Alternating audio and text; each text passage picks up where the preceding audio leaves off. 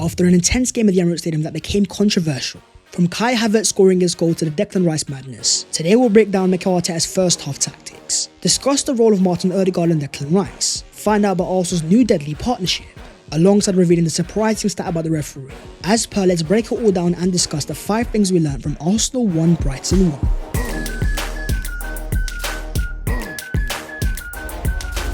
Yo, what is going on, guys? My name is Bats14. Welcome back to your portion, and I hope you guys are doing sensational despite Arsenal's draw at the Emirates Stadium. It was controversial, so as per, smash a like on the video if you enjoy and subscribe to the channel if you are new. But starting off with Arsenal's deadly duo. In a game that Arsenal were definitely better in the first half, the standout players were Bukayo Saka and Kai Havertz, as Cobra Kai struck once again to score his second league goal of the season, assisted once again by Bukayo Saka. Havertz in total had a very chaotic game. A 7.1 rating with 1 goal scored from next year of 0.77, alongside 1 big chance missed, 2 key passes and 1 big chance created. The finish itself was elegant. Eyes called to chip the goalkeeper and give Arsenal the lead. Havertz's recent form has been insane. That's now 7 league goals and 3 assists in his last 9 Emirates appearances. In the Euro of 2024, Havertz now has 18 total goal contributions, a number only bettered by Cole Palmer, scoring his 34th Premier League goal, becoming the second highest German scorer in Premier League history, surpassing a certain Mesut Ozil. In a recent interview with Rio Ferdinand, Havertz said that he wants to score 20 league goals this season, 2 goals down and 18 more to go. In a world where strikers are being judged by their goal threats, how many issues can you cause the opposition and how threatening can you be? I feel like he's finally learning to use a 6'5" frame, showed perfectly by the way he bounced off the defender to get his second chance. A world-class first touch to make the opportunity. Yes, he should have finished it, but if it wasn't for a great save and a great defending, Havertz could have had 2 goals and provided Arsenal 2 fantastic moments. In the year of 2024, he's been one of Arsenal's most reliable performers.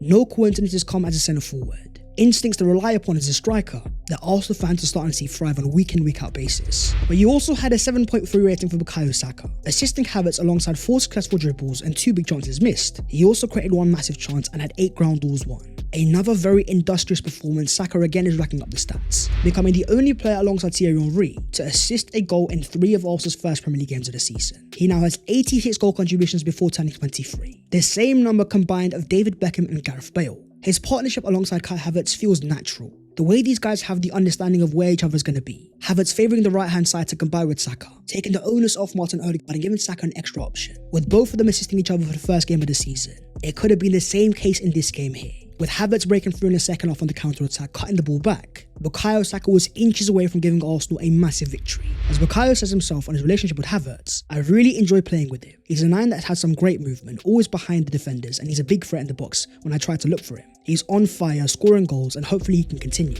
But moving on to the referee robbery.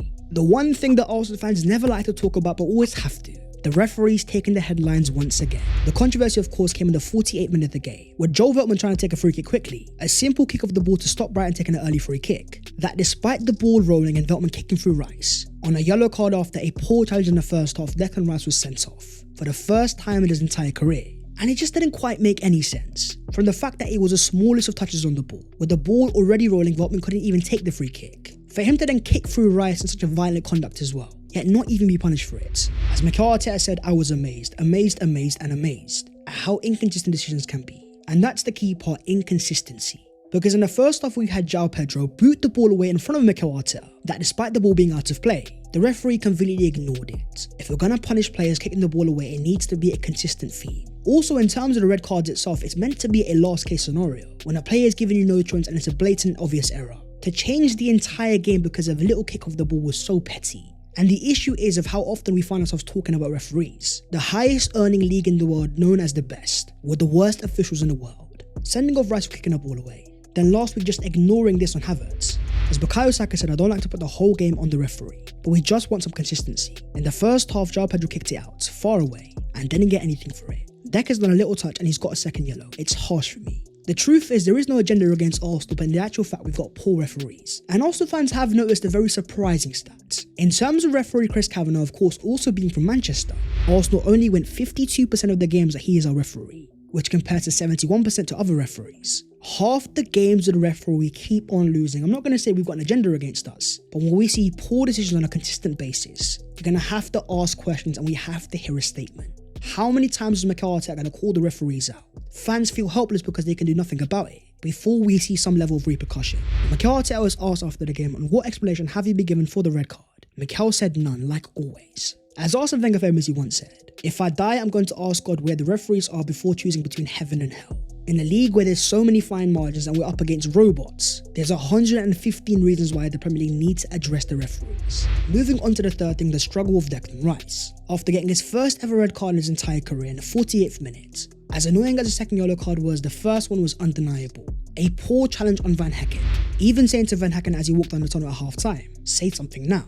Rice was definitely fired up, but his performance was not amazing, dropping his lowest ever Arsenal rating at 5.8. In 49 minutes, he had 21 touches and 13 accurate passes, winning only one of his 4 ground duels. Playing as a left number 8 has suited him in certain times, so not in his current role. For a player that thrives in big spaces and can play as a number 6, playing as a high number 8, where you're asked to crash the box and do things of a forward, I don't think we're playing to Declan Rice's strengths. This is a guy that can hold a midfield all together by himself as a number 6, able to eat up space and win duels better than anyone else. But playing as a number 8, he's finding himself going missing, not involved in the game and not getting enough touches, unable to find space to drive into. In a final third that's already so congested because Arsenal have to play against deep blocks, Rice at times is looking out of place. A fantastic player, but for me not a natural number 8. That's where of course Arsenal have signed Mikel Merino. A £30 million signing was a far more natural number 8, comfortable in tight spaces and able to operate by dribbling. There is of course the concern because despite being at the Emirates Stadium, as you can see his arm was in a sling after sustaining an injury in training. As a reliable team in Ticks has already confirmed, Mikel Merino will be out for 6 to 8 weeks now. A very unlucky shoulder injury because Gabriel landed on top of him. It's not what you want to hear.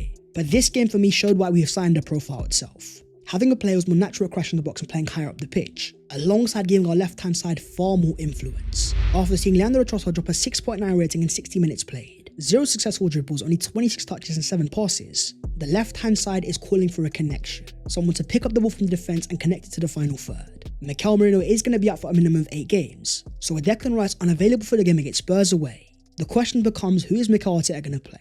The experience of a Jorginho, or the youth a more natural profile than Ethan Nwaneri?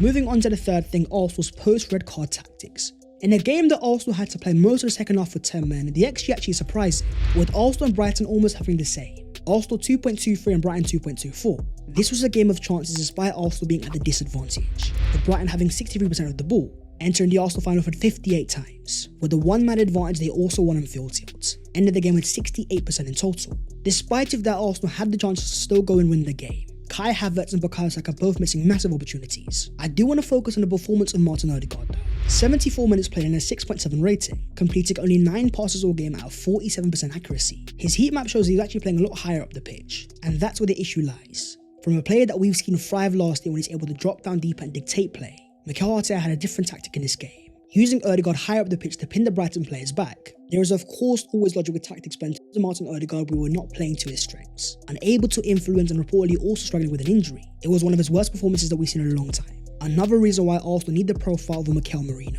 But talking of midfielders, what about Thomas Partey, dropping a 6.9 rating in 90 minutes played, with 19 accurate passes, 3 accurate long balls and 3 ground balls won. Despite making a whopping 5 interceptions, he also was dribbled past 2 times. He is a very surprising player because he's so inconsistent, able to provide a moment of magic and an incisive pass to break the lines, then go and lose the ball with a simple 5-yard pass. I will say that I think he was better off the ball in this game. Aggressive in his challenging and looking like an old Thomas Partey, with Declan Rice unavailable and Merino injured. Ahead of our massive games against Spurs away and City away, we're going to need to see the Thomas Partey of 2022-23. He also had a 7.5 rating for Gabriel Magalhaes though, making 4 clearances, 2 block shots, 1 interception and 1 tackle, winning 3 ground balls and completing 94% of his passes. He also had 1 big chance created, but I was not happy with him with the goal that we conceded. Despite getting over to the Brighton player and being able to tackle him, Gabriel was unusually indecisive, allowing the Brighton player to get a shot off, with João Pedro scoring on the rebound.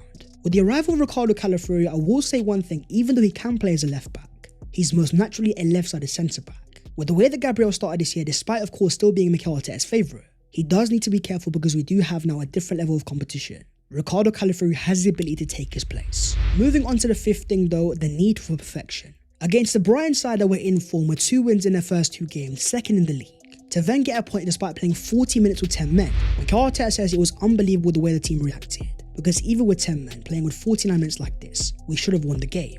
In any normal year you could say this was a point gained, but this is not a normal year when you're up against Man City. In potentially Pep Guardiola's final ever season, they of course beat West Ham 3-1 with Erling Haaland scoring another hat-trick. These guys are robots and that's why Arsenal fans are asking for perfection. Even in the games we were up against, there were 10 men. getting a point isn't seen as enough anymore, because City are so perfect that we need to be at the same level. As we saw last year losing title on a single point, every single point matters, and Arsenal of course know of that. But what was up with Yuri and Timber? Going off in the game injured in the second half, causing a lot of Arsenal fans to worry. Mikel Arteta calmed us down after the game, confirming Timber felt a bit of cramp and it was not an injury. Coming after a year of no starts, then starting 2 back-to-back games that were very intense, this was completely normal. The performance itself very solid on the left-hand side, giving Arsenal stability that we didn't have with Zinchenko. It seems like he's made the left-back role his own, but with Calafrio off the bench again. I wonder what game sits Mikel Arteta would prefer the Italian instead. But in a game that you also saw Gabriel Martinelli come off the bench, despite having the pace in behind, he only had 5 touches of the ball, completing 3 passes and winning 0 ground balls. It was more clear than ever before that Arsenal need more pace on this side. In games that you're up against, they're having that pace in transition, giving the opposition something to think about. It can be decisive in getting you points out of nothing. So a day after signing the very pacey Raheem Sterling, here he was at the Emirates Stadium in the boxes, watching his new teammates fight it out. And in terms of his shirt number, despite being on, reports have confirmed that in terms of his shirt number, Sterling is set to get the number 10 shirt. To many, it's going to be very controversial, especially for a player on a season-long loan. But this is a guy with a lot of history and 4 Premier League titles. I, for one, don't think shirt numbers are that deep either. But he is going to be very useful in Arsenal's upcoming fixtures. As the Champions League confirmed the Arsenal schedule, starting off our campaign at Atalanta away, followed by PSG at home and Shakhtar at home and Inter away. Here's Arsenal's next 6 fixtures: Spurs away, Atalanta away, City away, Bolton at home in the Carabao Cup, Leicester at home and PSG at home. An early test of the season with no Marino, no Declan Rice. Mikel Arteta's men are really about to be tested. To win a title against City, you're going to have to go above and beyond. When Bukayo Saka was asked after the game of facing Spurs after the international break, he says we'll be ready for that. That is the video there and there, so hopefully you guys have enjoyed. If you have, don't forget to smash like on the video and also subscribe to the channel if you are new. If you want to follow your boy on all of his social medias, then the links are down in the description. But that was the 5 things we learned from Arsenal 1, Brighton 1. Not quite the result we wanted, but a point is a point, and we'll see how it plays out come the end of the season. But for now, an international break is looming, so my friends, rest up. We'll talk about Arsenal very soon, and I'll see you later in a bit.